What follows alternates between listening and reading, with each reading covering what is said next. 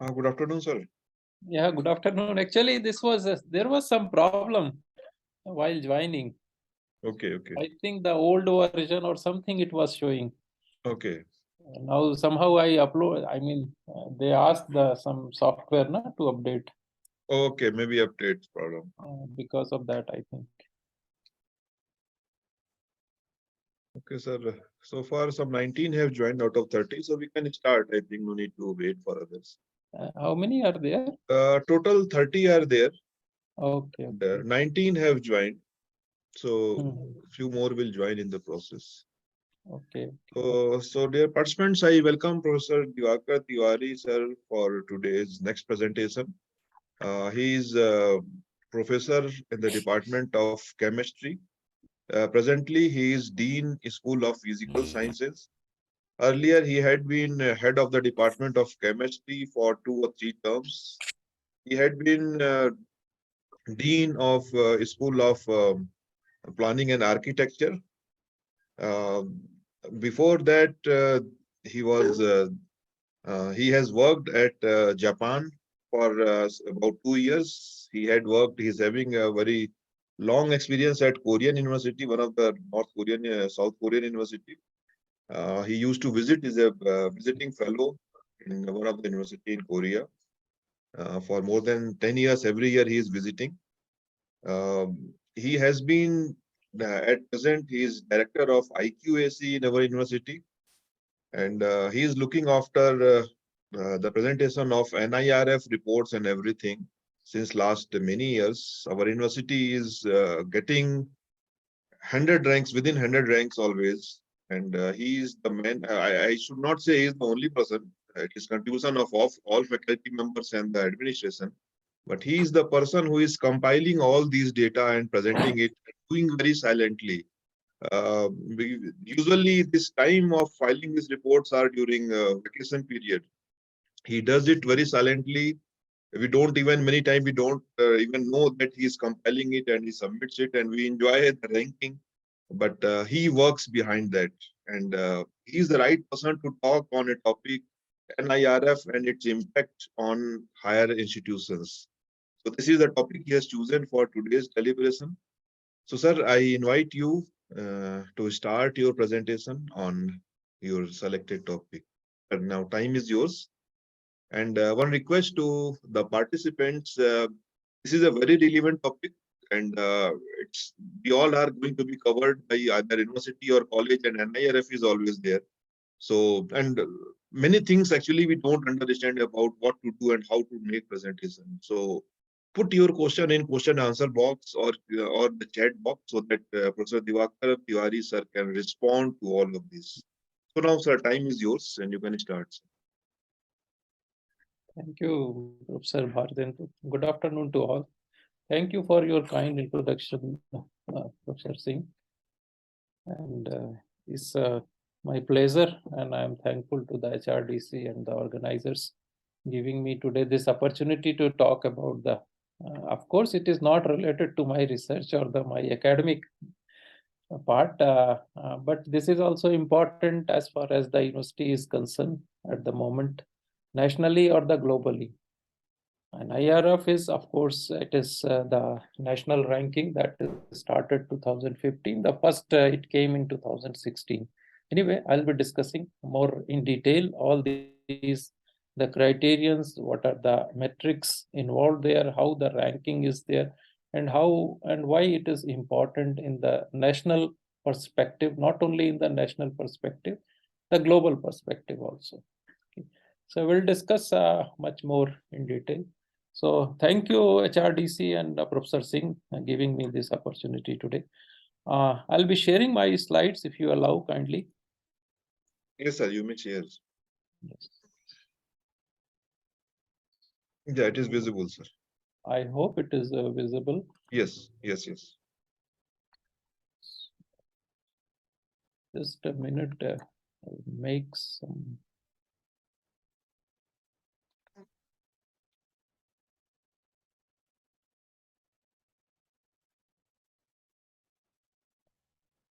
So as Professor Singh, he mentioned that I'll be talking about the National Institutional Ranking Framework, NIRF, implications in HEIs, the higher educational institutions. As he already mentioned about me, I'll not go on that. And this is the NIRF. If you see on the right hand side, the logo as well as this works. It is an independent body, of course, but it works under the the Ministry of Education. Earlier, it was the Ministry of MHRD. And this is one of the historical moment, I will say, that I was able to witness of this. Just 1 minute. Is coming.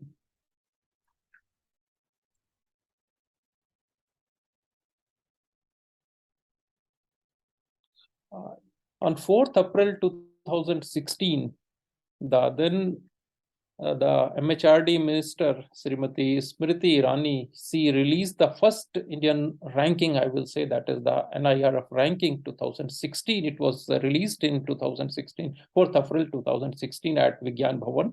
So I attended that, the release, the function of that release. And fortunately, I'll say the Mizoram University ranked at that time, it was 51 overall ranking. So since then, we are continuously associated with the NIRF ranking, and we are always, as Dr. Singh already mentioned, that the Mizoram University is always within 100, either it is in the overall or otherwise in the university rankings. So these are the, the historical moment when the first ranking in the country, it was released. And if you try to see, this is the NIRF homepage. That is if you just type it on the NIRF, you will get the link, and then you can connect with that. Here, for the ranking to 2023 is for the registration. It is still open for the HEIs. The HEIs may get registered for the ranking. If you have not registered, I suggest you go on that website and get registered for the next release. So it is annual, the ranking they used to release every year. So now the registration is open. So if any HEIs they are interested, they can participate. And in due course of the time, I feel that this ranking is going to mandatory for all HEIs anyway. So the registration is open.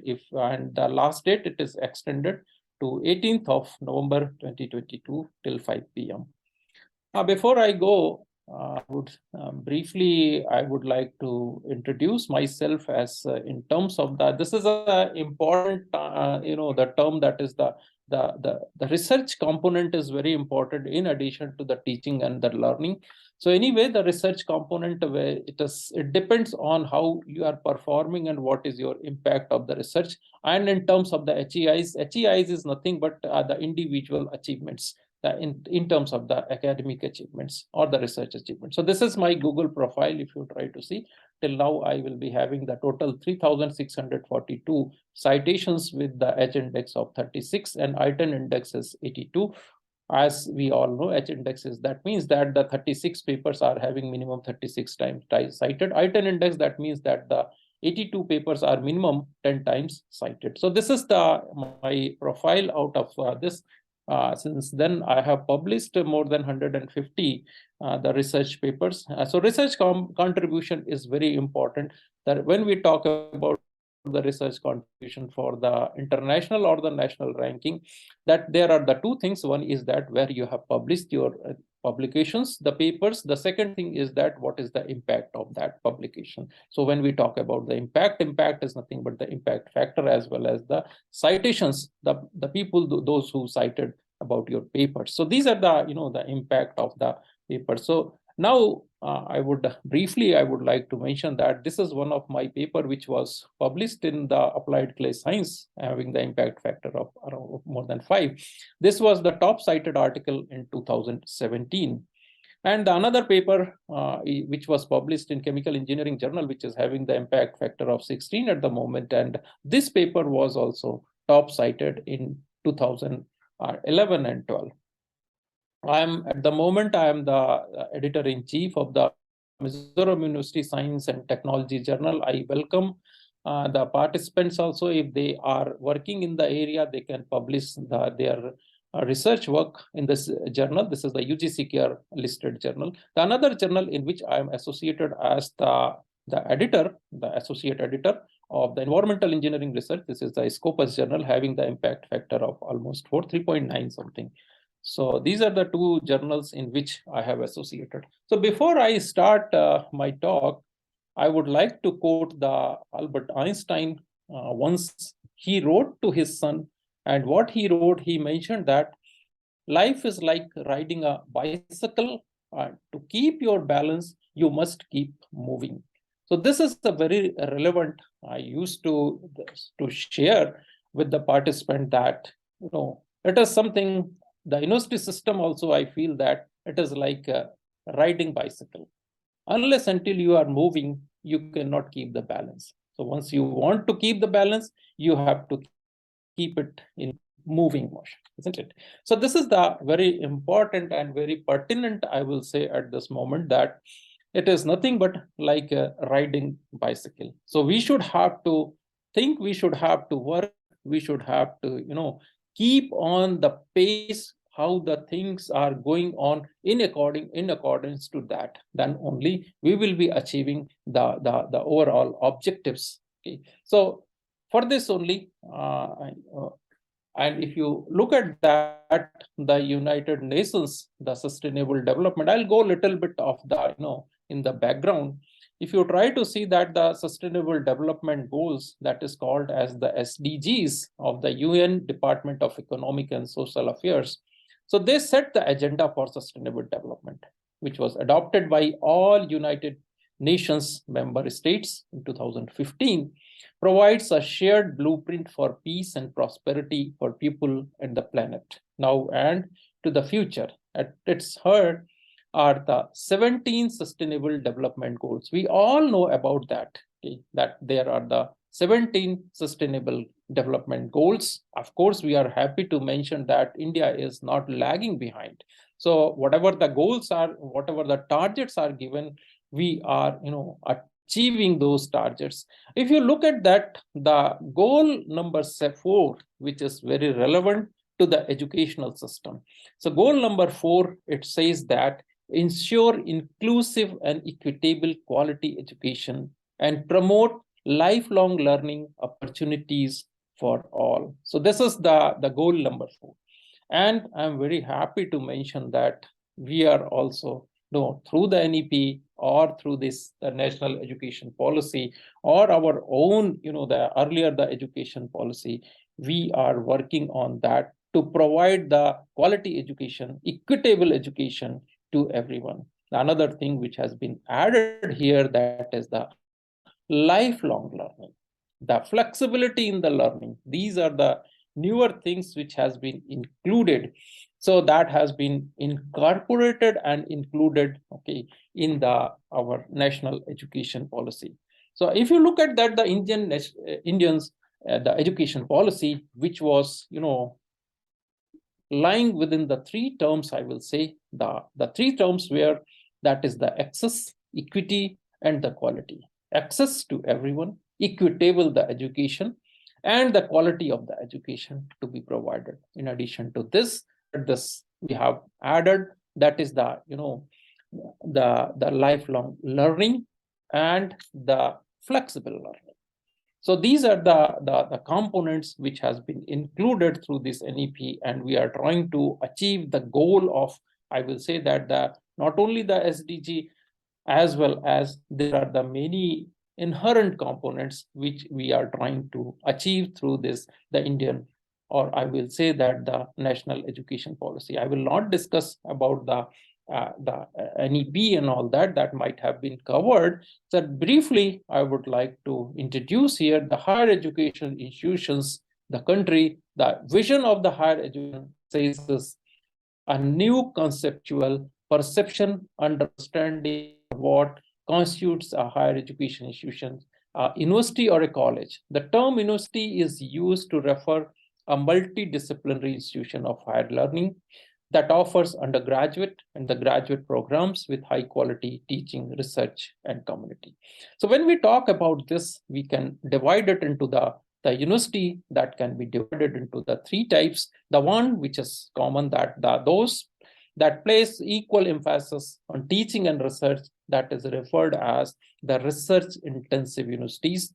And on the other hand, that place greater emphasis on teaching but still conduct significant research, referred to as teaching intensive universities. And there are standalone, and also that is the the autonomous degree granting colleges, which are large multidisciplinary institutions of higher learning that could award undergraduate degrees and are primarily focused on undergraduate teaching. Through it would not be restricted to teaching alone. And as we all know that India is a large, I will say that the educational system, US and the China. This is of course the little old data that I would like to share here. So that is 1040, 42,343, standalone institutions 11,779, and all that. So the important aspect of this, what I want to share with you, the total enrollment in higher education was around 38.5 million in 2019-20. That time the GER, the gross enrollment ratio for population at the age group of 18 to 23 was 27.1, having the male 26.9 and female 27.3. So this, the GER, which is relatively, if you try to see that, and what is the objective, what is the goal of ours, is to increase to a greater extent. We are having a different targets for 2020, 2030, 2050, and so on. So to achieve that, the GER, in the provisions in the NEP that has been introduced, that is, the exit and entry process, through that the GER of course is going to be increased. And one of the concern was there that the dropouts, so that dropouts, if it has been minimized through the exit and entry process, but exit entry process, that education also need to be revamped, I will say. So I'll not go on that detail about the NEP and all that, but very briefly, I would like to introduce here the concept of the HECI is going to be introduced. I will say that we have to say goodbye to the UGC and All India Council for Technical Education. The Higher Education Commission of India, HECI, will act as a single regulator for higher education and will be having the four different verticals that will take into account for the different responsibilities. For example, the HECI will itself be split into four independent verticals. Number one is the National Higher Education Regulatory Council, NHERC, for regulating the institutions, the General Education Council for setting standards for the institutions, and Higher Education Grant Council for funding of the institutions. And finally, the accreditation, the National Accreditation Council, NAC, for accrediting the institutions. So the concept of the Meru is going to be introduced. And if you look at that, the Meru's multidisciplinary education and research, the universities, so public and private higher education institutions will be governed by the same set of norms for the regulation, accreditation, and academic standards. So multidisciplinary education and research universities, which are at par with the IITs or IIMs, to be set up as models of best multidisciplinary education of global standards in the country. So this is the concept that will be, hopefully will be coming soon in the country, in our educational system. So rankings, and if you look at the rankings and the criteria, how the institutions are being ranked, and what is the need of the rankings, and what are the criteria, how it has been introduced. I'll go right from the beginning. So how things are moving, not only in the, as I mentioned, in the national perspective, as well as to the global perspective also. So this is, but before that, I would like to show you some international status. International status, that is the Times Higher Education, that is the World University Ranking. It is a very common, we call it as the ranking. If you look at that, the ranking, the status, University of Oxford, California, Harvard, all these universities, Stanford, they are, at the top always. If you look at that for the last several years, they are at the top. Why they are at the top? And if you look at the data, some of the data which I have compiled here, that is the number of the FTE students. That means that the number of full-time students, number of students per staff, or the international students, and then the male-female or female-male ratio. Look at these universities, they are having the number of full-time students, of course, very high. Accordingly, the ratio, that students, the staff ratio, you will get it here. For example, in the University of Oxford, 10.7. The very important thing is that the international students is 42%, and female 47-53, almost the 50% of the male and female. But another component which is very important, that is the international student or internationalization of the educational system. Why the students are having the preferred, or they have the preference going to those universities? Because we feel that these universities are the high ranked universities. Why these students are not joining in our universities or in the Indian universities? I will show you the Indian scenario. So what is the Indian scenario, where we stand, and what is the status of our Indian institutions? So although they are highly ranked on the premier institutions also, we will try to see all that. So this is the global perspective. You can see that the international students, but this is not only the criteria based on that the ranks has been given, but this is also one of the criteria there by which if the institution is highly ranked, definitely the students, they will be having their preference to move to those institutions. So accordingly, the international students, the ratio of the international students is increasing significantly. On the other hand, the male-female ratio, that is also very important criterion. So on the other hand, if you look at that, the Indian scenario, if you see that the best institution, which we used to say, that is the Indian Institute of Science, IISc Bangalore. IISc Bangalore, which is lying in the 301 to 350, the band gap. The best institution in India, that is lying in the World University Ranking, it is 301 to 350. Not even a single institution in 100 ranked. So if you look at that, the international students, rest of the things are not that important. But if you look at that, the international students, our premier institution is having only 1%. Why? Because the one reason is that the globally these institutions are not recognized as the other institutions, because we hardly participate even for the international or the national ranking, and we do not have in the country this kind of the ranking system, which was introduced, as I mentioned, 2015 and 2016 only the Indian the NIRF ranking was released. Anyway, the male-female ratio also, if you try to see that in IISc Bangalore, we can compare, because this is the best institution in the country, 27 to 73. And if you look at that, the international students, the maximum is the 8%, that is to the JSS, Academy of Higher Education and Research, or you can see International Institute of Information Technology, Hyderabad, is having 8%. Otherwise, it is always 1%, 2%, or even less than 1%, even in the premier institutions, even in the IITs and all. So this is the one part of our Indian educational system, or our institutions in the country. And male-female ratio is also very low on the other hand. The ranking, the parameters I would like to share with you. So how they decide the ranking? What is the criterion? What is the parameters behind it?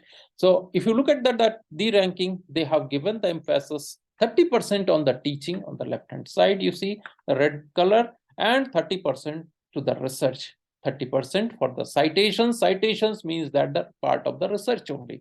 So altogether, research comprises 60% component.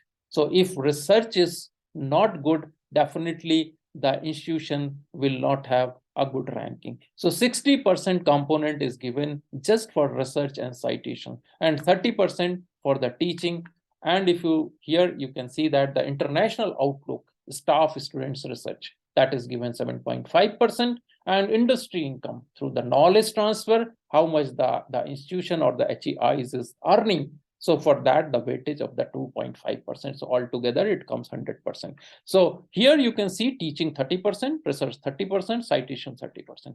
If we see that the teaching or even in the research, reputation is one of the important component. Having out of this 30%, the reputation survey that comprises 15%. And then staff to student ratio 4.5%, doctorate to bachelor's ratio. Okay, how many students are registered for the doctorate and how many are registered for the bachelor's program? So what is the ratio of that? Based on that ratio, they have given the emphasis 2.25%. Doctorates awarded to academic staff. In our country, we used to say that the PhD per teacher in NAC ranking, NAC accreditation, or even in NIRF ranking, that also we used to calculate that how many the PhDs are being produced by one teacher, average number of the PhD produced by a teacher. So that is the doctorate awarded to academic staff ratio that has been given the emphasis of 6%, and institutional income 2.25%. And if you look at that, the research here again, reputation survey, where we are publishing, what is the reputation, global survey that they used to do, and that emphasis again here it is given 18%. Research income 6%. So, and research productivity has given the 6%, and citations, as I mentioned, this is the 30%. And international outlook again divided into the three components. One is the international to domestic student ratio 2.5%, international to domestic staff ratio 2.5%, international collaborations, that is 2.5%. Knowledge transfer 2.5%, overall 2.5%. So this is the way the total, the rankings is being decided. This the same thing which has been, again I included here. Reputation survey 15%, that teaching is 30%. Out of that, reputation survey, staff to student ratio, all those things are compiled here. So, and not only this, but last time we could not, included in the ranking Mizoram University. Unfortunately, we are not able to be included in this ranking because we have to fulfill the 6 criterions. I will say the first criteria, which is very important, the HEI must have to publish more than 1,000 relevant publications over the previous 5 years, and more than 150 relevant publication in any single year. When we talk about these 1,000 publications, it's not that any publication should be in the index journal. When we talk about the index journal, that means that the Scopus Web of Science. So these are the index journal. There are the huge number of the index journals. So there the more than 1,000 publications are required in last 5 years, or 100 and 150 per relevant publication any single year. So this is one of the criterion. The second is that they must teach at an undergraduate level, usually indicated by having more than 0 undergraduate degrees awarded. Postgraduate only institutions are therefore not in the ranking. Okay. They must not be focused on a single narrow subject area. More than 80% of their publication output is from one subject area. They must have supplied overall numbers for the ranking year. So others are not that important. So the 3 points are very important and need to be fulfilled. Other though most of the institutions, they fulfill it. So these are the the important criteria. So the another international ranking is the QS ranking, that is the quarterly Simmons World Ranking. And here again, the emphasis is academic reputation 40%, employer reputation 10%, Faculty student ratio 20%, citations per faculty 20%, international faculty ratio, international student ratio altogether is given 5%. So this is the another ranking. So one of the concept of OECD, that is the university leaders believe rankings help maintain and build institutional position and reputation. Good students use rankings to shortlist university choice, especially postgraduates, and key stakeholders use rankings to influence their decisions about accreditation, funding, sponsorship, and employees recruitment. Respondents, they say reputation derived from league tables is a critical determinant for applications. And almost 50% respondents use their institutional rank for publicity purposes in press releases, official presentations, and their websites. So these are the, one of the reason behind it. And when a student has to choose and what will be the destination for their higher education, so definitely they will look at the ranking, how the institution is ranked globally. So anyway, this is the international status, and what I want to share with you that today's more internationalized sector governments across the world are using ranking to measure their global competitiveness. The Shanghai ranking and all that, I will go more in detail there. So this is not that important, but there are the certain things which has been associated. Economy is also involved. Okay. If you look at that, the UK, the university rankings are also impacting immigration policy, with the number of internationally mobile students projected to grow due to changing demographies and rising incomes in developing countries. Overseas students are big business. They contributed over sterling pound 10 billion to the UK economy in 2011 and 12. Okay. This is not that important. I will not discuss on these things, but this is the one of the old which I have collected it. Main characteristics of the Shanghai ranking, QS ranking, and NTU ranking, or the Leiden ranking. Okay. So rankings, which was when it was launched, year first edition with fields, so say Shanghai ranking, QS ranking, NTU ranking, and Leiden ranking. So first edition with fields, number of fields, 2007, 2003 launch year was there, Shanghai ranking, and then the QS ranking. And QS ranking, it offered a joint ranking in collaboration with the Times Higher Education. Supplement since 2009, it offers an independent ranking. And then the NTU ranking, 2007, Leiden ranking, 2008.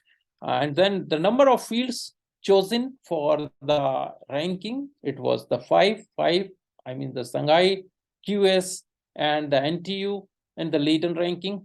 And number of subjects, 5, 29, 14, 0, like that. Total universities, how many they participated. And the important component is that the type of the data, the bibliometry and reputational. These two, they have included for Shanghai ranking, and QS ranking, they have included bibliometrics, the surveys and manpower, and NTU surveys, bibliometry, and the Leiden also the bibliometry. So bibliometric data, what was the source? Source, they have collected the Web of Science, the Shanghai, and then the QS is the Scopus, and the NTU is Web of Science, Leiden is Web of Science. So ranking, focus, research and teaching, research, teaching, and innovation, and then the research only, and the research only for the Leiden ranking. So like that, what was the weightage and all that, that has been decided that time. So what the possible benefits of all these rankings? So this provides, or I will say that it is related to the quality education with high standard, promoting education, global status to achieve in higher education, attracting more international students, and which is now it is related to the economy of the country, and competitiveness in educational system. These are the some of the the salient, I will say, that the benefits lying behind the we will be having a better ranking and all. So ranking parameters, considering the fact that universities in India, so when we talk about in country, so when they have initiated, they sent the mails to all the HEIs or the stakeholders, and they try to collect the data. How do we go ahead for the ranking? What will be the criterion and all that? So we have also given our, based on our the university, all the universities, they have given their input, and then finally they come up with a certain the parameters, or you can say that the metrics. So considering the fact that universities in India are essentially set up for postgraduate education and research, it was decided to assign higher percentage, that is the 40% weightage to research productivity, impact, and IPR. We have included the IPR also, that is the intellectual property rights, 30% weightage to the teaching and learning and resources, the 5% weightage to graduation outcomes, 5% weightage to outreach and inclusivity, and lastly, they have given the 10% weightage to the perception. So this was the initial, the weightages which was assigned by the NIRF, of course, okay, in the country. So this is time to time they have modified, they have updated. I will show you that at the moment what is the percentage of for the different, the metrics they have given. So this was the initially they have decided. So I'll go on this. That is this is a very historical, because in 2015 a core committee was constituted under the chairmanship of Professor V.S. Chauhan, and the committee consisted with Professor Anil Sahasrabudhe as the chairman, AICTE as the member, Professor Surendra Prasad, former director IIT Delhi, and then Professor Furqan Kumar, Secretary General AIU, or Association of Indian Universities, Professor N.V. Varghese, Director CPRHE, NUPA, and Professor D.P. Singh, Director NAC, that time he was the Director NAC Bangalore, and S.S. Chahal, the Chairman Appeals Committee NAC. So they are the, this was the committee who decided and who put forward or who brought the NIRF ranking and its modalities and its the parameters and all that it was, So if you look at the overview of the NIRF in the country, that time it was under the MHRD and launched by Honorable Minister of Human Resource Development on 29 September 2015. So what they have decided that the parameters which based on that the ranking should be conducted, and that time they have decided the teaching, learning and resources, research and professional practices, graduation outcomes, outreach and inclusivity, and the perception. So this was the, as I mentioned, the criterions or the parameters, or based on that, the ranking of the institutions or HEIs they have initiated. And I will not go more in detail the main features of the methodology and how it has been introduced.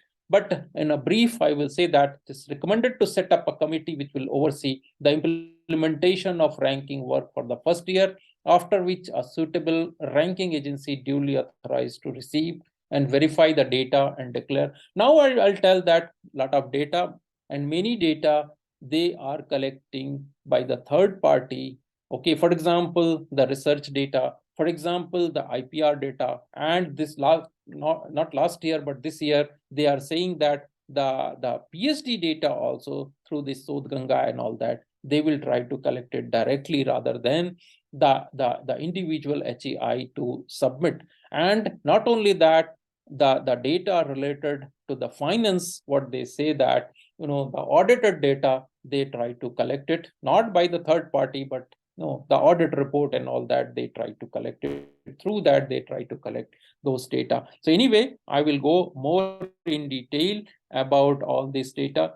And salient features, methodology that involves defining a set of metrics for ranking of universities and colleges based on the parameters agreed upon by the core committee.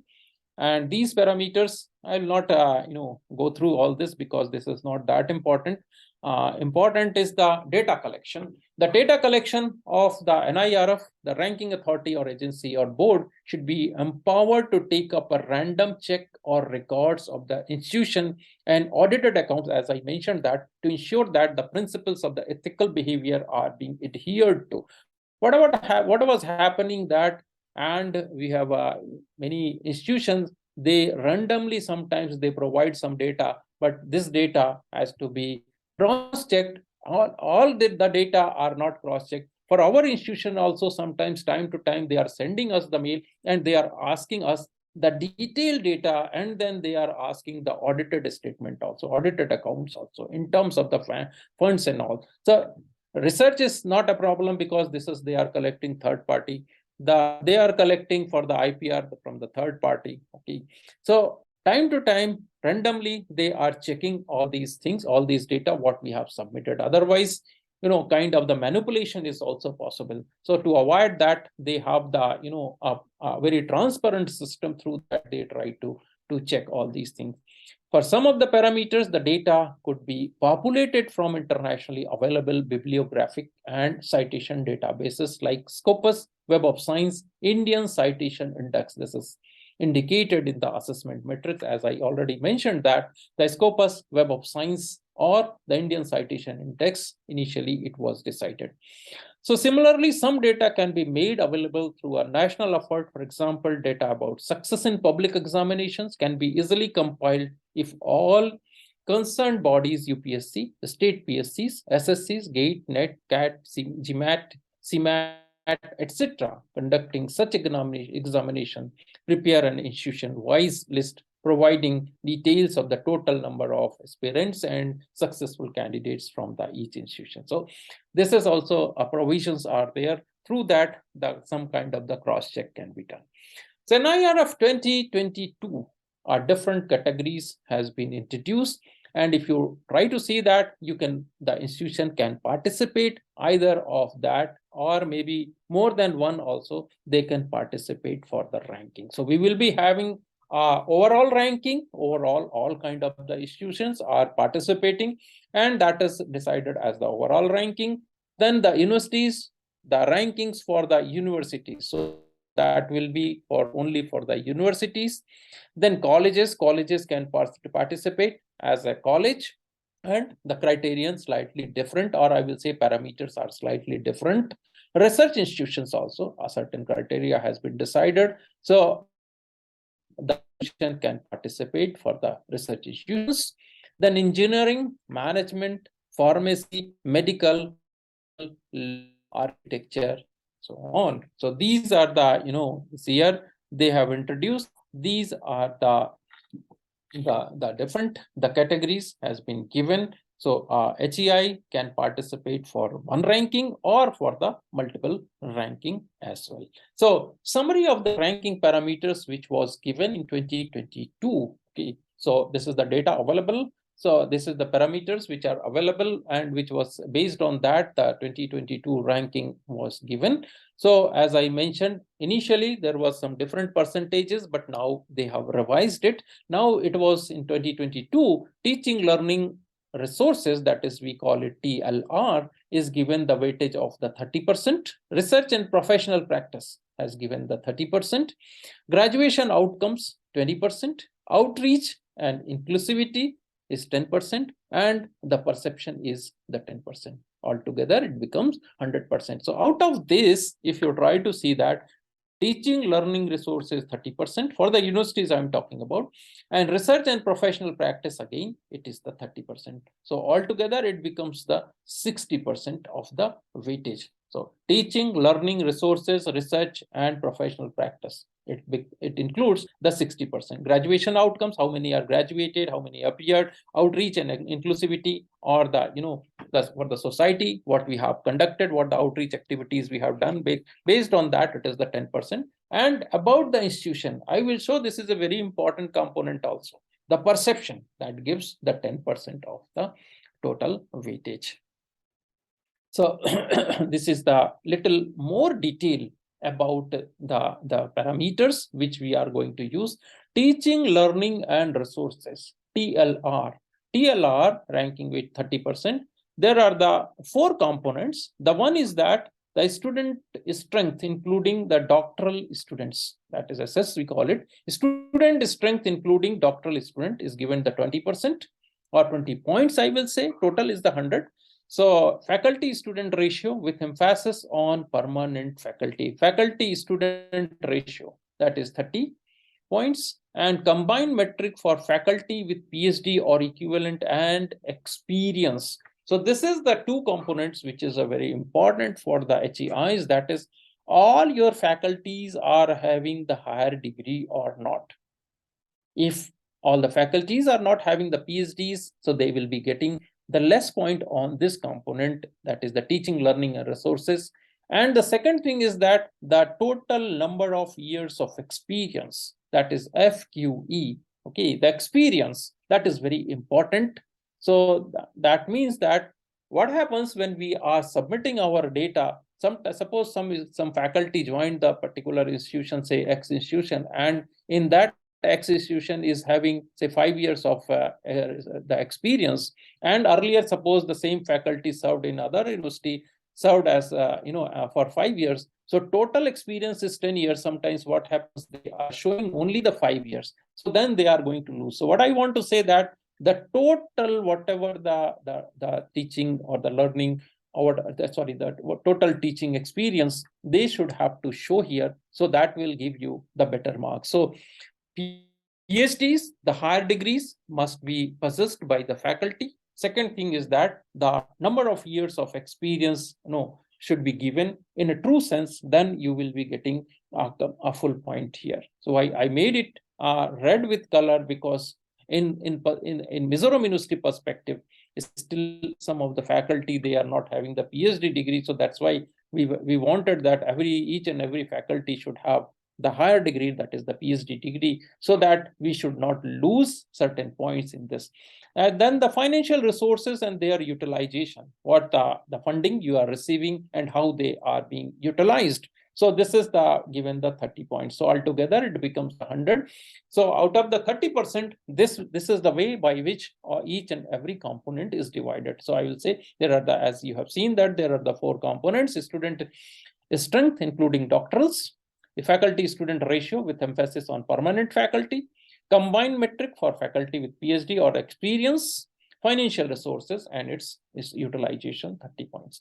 The next component is the research and professional practice. Here, of course, the Mizoram University, we are losing a lot, because if you compare, I will show some comparison also. Here we are losing. So if you really want that the university should be top ranked, and even in the global perspective, that the research and professional practice should be given a reasonably good importance. Otherwise, will be very difficult to compete globally. Or I can say that the outlook that comes if you are publishing in a good journal, the university name is also associated. So that is an important aspect that cannot be overlooked on that for the proper or the better ranking. So here the research and professional practice is having the 4 components again. It is the combined metric for publications, 35 points is 35, the weightage. Combined metric for quality of publication, so that is 35. IPR and patents published and granted, 15. Footprints of project, professional practice, so that is given the 10 marks, I will say. This is the 35, 35, 15, and 10 marks out of the 30%. This way it has been divided. So combined metric for publications and combined metric for quality publications, that includes the where we have published, first thing. Second thing, what is the total citation of our publications? So these are the 2 components that are associated, okay, that are always interlinked also. If we are publishing in a good journal, naturally its citation will be good. If we are publishing in a very local journal, its citation may not be there. Then what I want to say that the outreach, or the outlook of that publication may not be that good if we are publishing in a very local journal. So we have to be careful publishing in good journals, or in the index journal. Naturally, it's the combined metric for the quality publication points will also be high, or in terms of the global perspective, the outlook will be different on that for HEIs and all that. So this is the way by which research and professional practice is divided. Then if you come at the graduation outcomes, which is a 20%, the total, the weightage. So here there are the 2 components they have included: metric for university examinations, okay, 60. Metric for number of PhD students graduated, GPHD. So what they want to see that how many students have appeared and how many are passed out, and then in a year per teacher, or how many number of the PhDs, and then they can calculate it average number of the PhDs produced. So PhD number of the PhDs graduated has been given 40. So graduates as well as the PhDs altogether 60, and the first 40 the marks has been given for that. Then the outreach and inclusivity. Here, there are the 4 components which are involved here. The one is percentage of students from other states, country, region, diversity. Means that the diversity of the students, diversity in terms of the national level or in terms of the international level. How many students from the other states or other countries. So that has given 30 marks out of the 10%, 30 marks for this. Percentage of the women students, okay, that is the 30. Economically and socially challenged, these are not in the international ranking, but in terms of the Indian perspective. So these things are included. As you know that our education policy also equitable, okay, and access to everyone.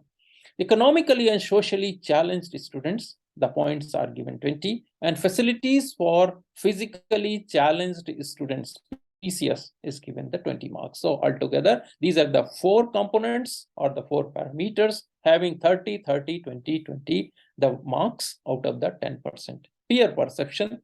Peer perceptions are collected.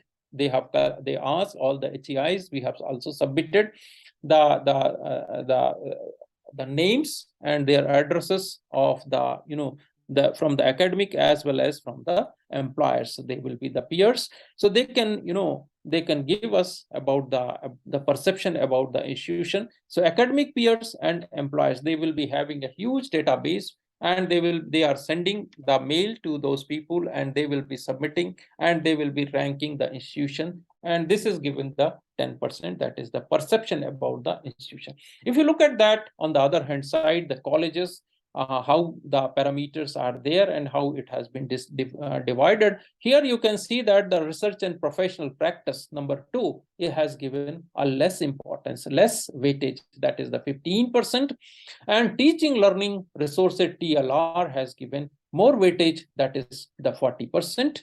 Graduation outcome has given the more weightage, I will say here, 25%, and outreach and inclusivity has given the 10%, perception again the 10%. Last 2 are the same, but initial, the 3, that is the teaching TLR, RP, research and professional practice, and GO has given a different weightages. Research and professional practice has given less, 15%, and graduation outcome has given 25%, and the TLR has given the 40%. So this is the criterion for the ranking of the colleges. I will not go for all different kind of the categories. So a slight difference is there, but more or less these are the 5, the criterions or the parameters based on the institutions are, the ranked.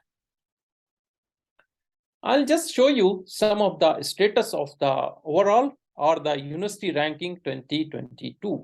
I have not taken for all the institutions, in the other part of the country, but since we are more concerned in the northeastern region, so northeastern region, the top institutions, I try to collect the data and the overall score also based on all these 5 parameters. The Indian Institute of Technology, which has been ranked for the overall ranking 8th rank, having the score of 69.75. The second is that the Guwahati University has got the 64th rank under the overall ranking, having the score of 48.98. And the Guwahati University is the 36th in the university ranking. Tezpur University overall ranking is 90th, having the score of 45.59 and 59 in the university ranking. Northeastern Hill University, that is NEHU, is the 66th under the university rank. 66, 45.44, 101 to 150 that is the not the university, this is the under the overall ranking. 66 is the, this is my mistake, 66 is the under the university ranking, 101 to 150 is under the overall ranking. The score and this the Northeastern Hill University is having 45.44. Mizoram University is 78th under the university ranking, and 43.24 is our score. And under the overall, again, we are 101. 100, which the institution though which has attained the rank 100, the minimum score is 44.35 for the overall, and for the university ranking 40.39. So this is the the present scenario. If we are looking for the overall ranking, the score must be 44.35, but this score also changing based on 1, 2, 3, 4. The parameters are the same, but the fifth parameter, that is the perception. For the overall, your perception may be different. So based on that, your total score also going to be changed. So perception is the parameter in one way that it is having a different the perception for the overall ranking. Suppose someone is ranking your institution, they may be having a different perception for the overall ranking, they may be having the different perception for the university ranking. So usually what happens for the university ranking, our institution may get the more marks, more points, but for the overall ranking we will be getting the less points. So that affects significantly when we are calculating the total weightage, total the points. Let us see this. This is a very important. IIT Guwahati is having, try to see that how much they have achieved out of the 30%. 78.29 out of, this is the out of 100. So they will be taking the weightage of the 30% of this. Then RPC, research and professional practice, 63.54. Graduation outcome is 83.26. Outreach and inclusivity, 59. And perception, 45.93. Guwahati University, same thing, same way. You can see that 59.42, 21, 89, 58. In some points, they are having better than the IIT Guwahati. For example, the graduation outcome, they will be having the more points than the IIT Guwahati. But in some cases, the important is this, you can see, which is making a major change, is that the research and professional practice and TLR. Research and professional practice, they will be having, Guwahati University is having 21.66, and the IIT Guwahati is having 63.54. And on the other hand, perception, if you see, which is a 10% of course, but the IIT Guwahati in overall 45.93, Guwahati University is 8.66 only. For university, you can see here the difference. For the university, the perception is 24.06. Tezpur University, on the other hand, Tezpur University is having better perception than the Guwahati University, but in terms of the research, or in terms of the its research is also better, but in terms of the graduation outcome is not that good, and in terms of the outreach and inclusivity, it is having less. Then you can see that the NEHU, I have collected the data for the NEHU. NEHU is 56.73 and so on, okay. But research again 17.80. And Mizoram University, the rest of the points, if you try to see, always comparable, okay, like with the NEHU, or even with the, sometimes it is better than the Tezpur University. But in terms of the research and in terms of the perception also, okay, this is the perception for the university. The Tezpur University perception 35, hours is 20, and NEHU is better than us. Okay. So this way we are losing. So what I want to say, that the major concern for a better ranking for us, at least for Mizoram University, is the research. We are lagging significantly in research. If we increase our research component somewhere around 27 to 30%, definitely we will be around the Tezpur University, or maybe better than that also. Okay, so we have to give more importance, more emphasis on the research component. So as I mentioned, that we used to mention about the publications. So publications in journals we used to publish. So there are the different measures and their description and the sources are given here. Source normalized impact paper, SNIP, we used to say. What is the meaning of that? Average citation impact of the publications of a journal, corrects for differences in citation practices between scientific fields and so on. Eigenfactor, which is important, okay, we used to use, if you look at that, the journals, so there it is mentioned that what is the eigenfactor. These are measures which you decide that what type is that. So citation from high quality journals are weighted more than citation known journals. All journals with eigenfactor scores listed in JCR, some 200. So normalized eigenfactor, the meaning of that has been given, article influence and all is given. But the important is that the times cited, how many times the published work is cited, that is the number of times another publication has cited your publications. Then you will be getting one data, that is they used to provide that the downloads and saves, how many times a paper, your published paper is downloaded, that data through that the sources or the different database they used to provide, that is the how many times, if a paper definitely downloads and saves will be high.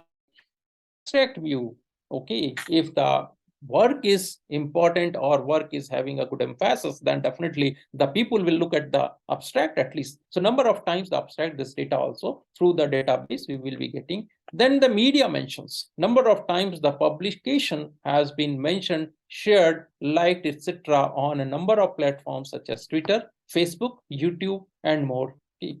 Then few more things are there by which it is decided that what is the impact of a journal.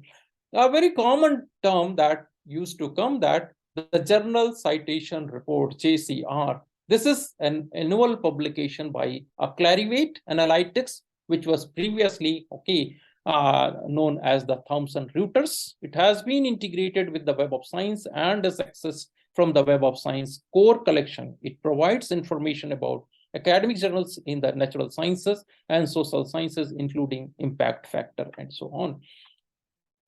So this is the a site score we used to get. There are the two different database. So of course it is a old data, but if you try to see that the newer data, it more number of the journals will be there in the Scopus. So site score of an academic journal is a measure reflecting the yearly average number of citations to recent articles published in that journal. This journal evaluation metric was launched in December 2016 by Elsevier as an alternative to the generally used JCR, or you can say that the Thomson Reuters. Okay. While site score and JCR impact factor are similar in their definition, site score is based on the citations recorded in the Scopus database rather than in JCR and so on. So briefly, I would like to introduce here JCR and that is the impact factor. Is the evaluation period is 2 years, site score is for the 3 years, database is JCR, okay, and the site score is the database is Scopus. And number of index journal, as I mentioned, this is the old data, 2016. So more than now, it is much more than for the site score 22,000, JCR 11,000. Access, subscribers, and anyone. Evaluated items, articles, reviews, and all publications for the site score within that.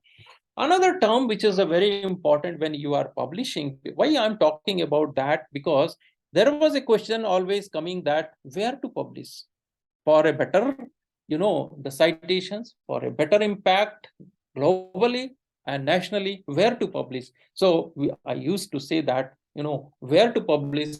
So these are the, the parameters based on that you can decide where you can publish your work.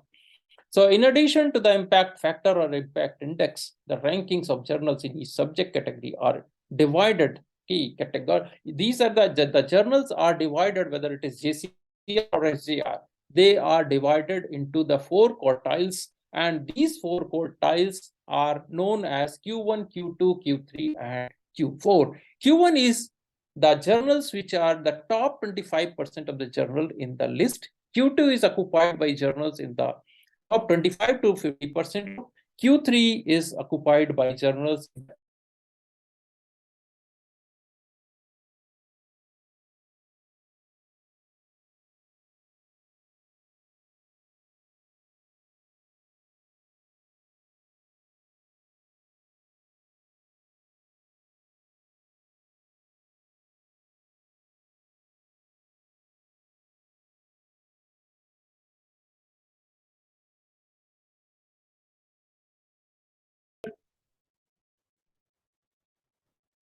sometimes we used to hear that in the humanities, no journal is indexed. It's not like that. There are large number of the journals which are indexed. Of course, in a regional Indian knowledge system, when we talk about, say, for example, the Mizo language. So for that, the index journal may not be there, but the provisions are given. The UGC care list, that has been given in that those journals, or Indian citation index that can be included, and little emphasis can be given on that also, in ranking of those things. As you know that when we talk about the UGC care list, there are the two groups, Group A and Group B. It is, the research journals from all disciplines indexed in the Scopus or Web of Science, all they are included in the Group A journals. Group B, as I mentioned, that UGC list Group B and so on. I'll not go on that detail. So this was the Mizoram University publication data for the, for the last year. What last 3 years they used to collect it. And as I mentioned that this is the third party collection. So we have, 537 publications and total Web of Science, and Scopus 650 papers. 2018 to, I'm talking about 2018 to 2020. This year will be 2019 to 2021. I will show you how Mizoram University is performing, how the the publications as increasing, or what way we are moving. So those things are important. So the source granted, published, and also that the patent, we will be having the total 8 published. So granted or the published, we have not granted even a single patent, but published 8 last year that we had. So this is the last year, the data when we have, we got the 78 rank. So this was our publication performance and the, the IPR performance. So research publications, as I mentioned, they give 45% to the Scopus, the weightage, and 45% to the Web of Science, and 10% to the Indian Citation Index. Intellectual property right, IPR, and patents granted, filed, and the license for that they will be giving. So publishing here and there will not help us in the, in ranking, whether it is the global, the international ranking, or for the national, the ranking. So what I would like to brief here, especially for the Mizoram University, we were discussing on that. So what are where the scope is there for the improvements, especially for the NIRF ranking, or even for the ranking and all. So one component, of course, as I mentioned, publications is one of the area where we have to focus and we have to work, work too much. I will say that the number of papers which we are showing and number of citations which we are showing, it is very, very less. I will say, the good universities and all that, there you will find that the publications are in several thousands, and citations are even sometimes the individual is having more than what the citations we are having in the leading universities and all. So in addition to that, publications, we will be having the scope of increasing the consultancy project. Our concern is that the earning through the consultancy projects is very, very less. So that need to be enhanced, because if you compare with the other universities, when we are looking for the competitiveness, so these are the important things we have to compare in terms, critically we have to compare with the other universities. So in that way, the consultancy component ours is very less. Entrepreneurship is very less, startups and all that.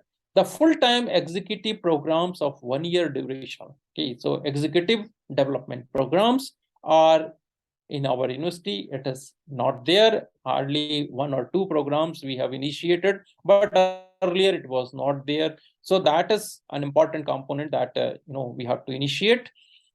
Students opting for higher studies. Sometimes what happens, our students, they opt for the higher education, but we do not have the proper data. So we have to keep in the department, so that the academic departments a mechanism by which we should have to maintain, or we should have a proper data by which we can collect it and we can provide, so that the students going for the higher education, that has to be given in a proper way. And then the placements. This is one of the the area in which significantly we have to improve, that is the placement, campus placement, HR details, salary, etc. They are asking all these details they are asking, but the placements, the number of placed students is very less in terms of, especially I'm talking about the Mizoram University.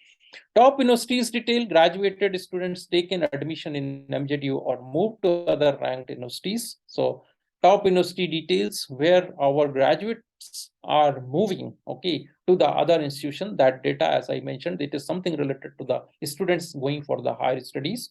And then it comes on the MOOC, that is massive open online courses.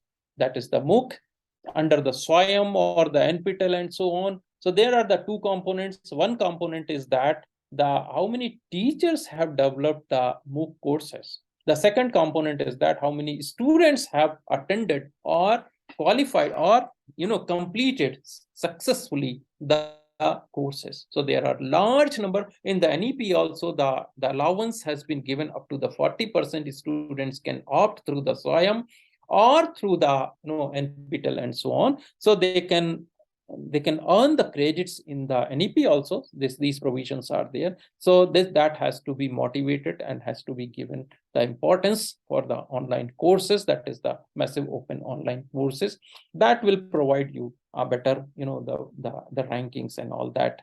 So these are some of the areas in which some improvements is possible. So I will go a little bit more in details about the research metrics. Research metrics are the measures used to quantify the influence or impact of the scholarly work. How do you currently show your impact as a researcher or author? What does the impact look like in your department or discipline or in the global scenario? Why is it important to show your impact? So these are the, when we talk about the research, the metrics, so these are the important things which that has to be. So why all this is required? This is required because of the self-evaluation, self-promotion, tenure and promotion, funding justification. Sometimes many fundings are based on that only. Okay. And I will tell you that there are the, we have also the criterion. What is where you have graduated, what is the status of your institution, how much, what is the international rank, even in the global funding also they try to see all these things, what is your status and all.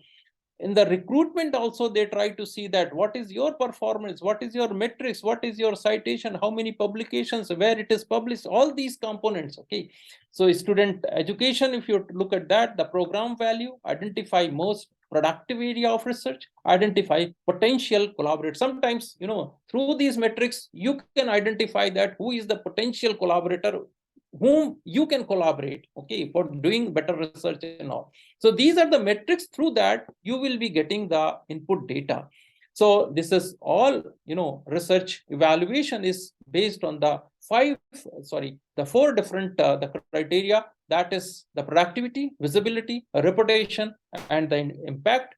This I will not go that much in detail. Briefly, I would like to mention, as I mentioned that, okay, based on the resources of SCI data, Science Citation Index, the ISI introduced another tool for ranking academic journals, analyzing citation they received and impact they percolated into scientific communities. Okay, all this JIF, that is the journal impact factor, and immediacy factor, these are the two factors are being introduced. The impact factor, from where it comes, that has been mentioned here. The impact factor is actually general impact factor, not exactly measuring contributions of individual scientists. JIF is a collective indicator for a journal, not for its author. Immediacy index is an indicator of the speed with which citations to a specific journal appear in the published literature. Such information is useful in determining which journals are publishing in emerging areas of the research. So these are the important information that you will be getting through these metrics or through the database. Affiliation of all the authors was included in the SCI database. Facilitates analyzing research collaborations while publishing journal articles, not only for the sake of paper writing, but also in laboratory experimentations. ISI silently observed globalization of the scientific research as recorded in SCI. If you look at that, the global level, how this ISI silently is observing all these activities. Who are the collaborator? What is the area? What is the immediacy factor? How it is published? How it is being, others are following all those things, okay, and how this collaboration are going on. All data, okay, that can be monitored through this, and it is being monitored. These are the some the metrics and all that. I will not go that in detail. I will just show and share with our Mizoram University, okay, the Scopus analysis. Today only I have collected all this. I would like to mention you that the Mizoram University is having the H index of the 60. That means that the 60 papers minimum 60 times cited, and total papers we will be having 2248. This is the Scopus data. And year wise, you can see here that the right hand side the figure is given. You can see that initially up to the 2007 not much contribution was there. 2007 onwards, okay, the number of papers, the documents on the y-axis, this is increasing. And if you look at that, the 2018-19 and beyond that, a sharp increase is there. So this sharp increase is showing that the performance of the university is significantly increased in 2019 onwards, that is 2020, 21, 22, and 23. Of course, next year it will come. 22 is still, it is slightly less than 400, but 22 343. 2021 it was 380, 2020 310, 2019 was 181.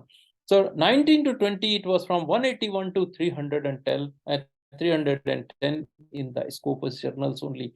So this is a sharp increase that we have visualized here in the in our publication record. And then this is the H index, the definition and all that I wanted to show you, but this is nothing but in a simple way you can understand that many number of the papers, that many times, minimum that many times are cited. H is nothing but the highest is defined as the maximum value of H, such that the given author journal has published at least H papers that have each been cited at least H times. So this is the the graphical presentation of the H index, how it is being calculated and all that.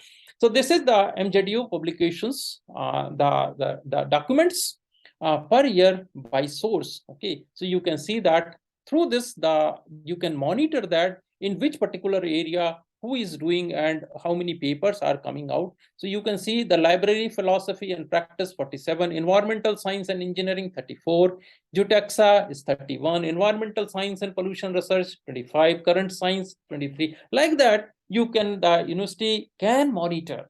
Okay, you can monitor that how the university is performing and what is the gray area and where we can improve and all that. That can be, that can be seen.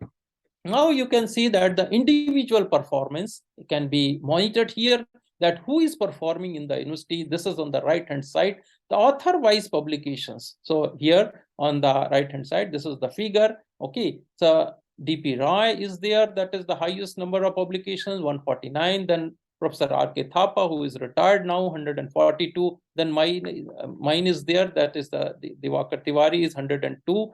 The Sati is 80, Maiti is 77, and so on. This is the the individual performance, how many papers they have published. Okay, till now it is the range has I have given right from the beginning, 83 to 2023. And then the publications by affiliations, how many, what are the total number of the publications and what the the institution is associating. So you can see that the Mizoram University is 2069 papers, Pachunga University College is 419, then National Institute, NIT, Silchar. This is a kind of the collaborations that we are having. North at Nehu 106, Catholic Kandang University, where I am collaborating, 79 papers. King South University, somebody has associated, 55. Banaras Hindu University, BHU is 54. Assam University 50, and so on. This data is an important indicator that how university is associating or collaborating with the other institution. In NAC ranking, NAC accreditation is also important, that how many linkages you have created. So through these publications, you have created the linkages that is giving you, okay, the better impact globally or better impact in terms of the publications also. So these are the documents type, what type of the documents you have the university is publishing. It is also an important parameter, the data. That is the articles, conference paper, book chapter, review, editorial, erratum, the book, and so on. So like that, the the number of the papers are, or the number of the documents are given here. The documents, the type of the documents are there, and the percentage also you can calculate it. The other thing is that the documents by subject area, where, okay, we are publishing. For example, agriculture and biological sciences 476, environmental sciences 455, engineering 401, physics and astronomy 320, biochemistry and molecular biology 309, and so on. Okay, so based on that also someone can have the idea that what is the strong area of this university. Anyone can have the idea that what is the strong area where the more number of the publications are coming in the good journals and all that. Okay, so and then documents type of the document that has been given here, conference, book chapter, and so on. So that's all from my side. Thank you for your patience. I try to cover almost the entire thing related to the ranking and its perspective, global or the international level. And the other things also, which is important related to the better ranking. So thank you for your patience. Thank you very much. Thank you, sir, for a very nice and very clear presentation on each and every topic you elaborated. So far, no one has placed any question. So participants, we still have 2-3 minutes, a couple of minutes. So if anyone is having any question, just please put it here so that we can get the response from Professor Tiwari.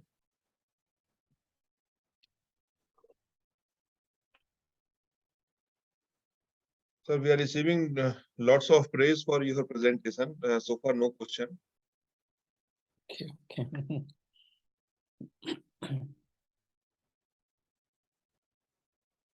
So far, no question, sir. So we may conclude the session here itself. Okay. Yes, sir. One question came in chat box. Should I read it?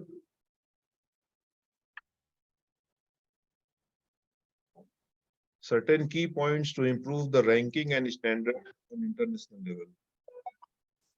I already included, I think. Yeah, it was there. Yes. You see, one thing is that the research is very important. And second thing is that the internationalization is important. Because outlook is also very important. Outlook also, it comes through these things, publications, and the graduation outcomes and all that. International ranking, if you talk about. Okay, that's all, sir. There is no more question. We may conclude this session here itself. And thanks for joining, sir. And thanks for giving a very good presentation. Although today is a holiday and you are working, you gave us a very good information to think of. So thank you, sir. And hope to call you for some other program some other day. Thank you, sir. Thanks, Professor Bhargav.